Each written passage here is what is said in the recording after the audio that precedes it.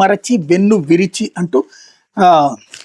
వడ్లు కొనుగోళ్లలో చంద్రబాబు సర్కార్ దారుణ వైఫల్యం, దళారు చేతుల్లోకి ఆర్బీకేలు, సొసైటీ వ్యవస్థలు, పంట ఎంత బాగున్నా ధర, ధాన్యంలో అడ్డగోలుగా కోతలు, 75 కిలోల బస్తాకి ఏకంగా 400 వరకు తగ్గింపు,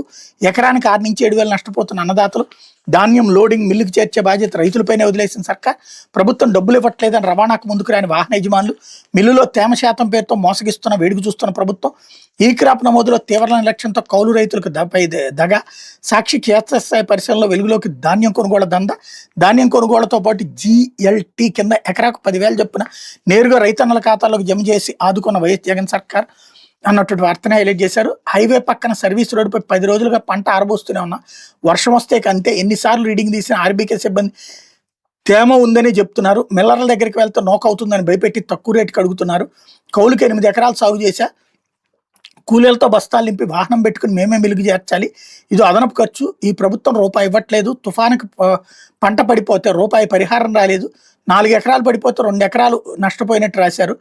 అలాంటి పొలాల్లో వడ్లు కొనబోమని చెప్పడంతో భయపడ్డాం అన్నటువంటి వార్తని హైలైట్ చేశారు. అట్లాగే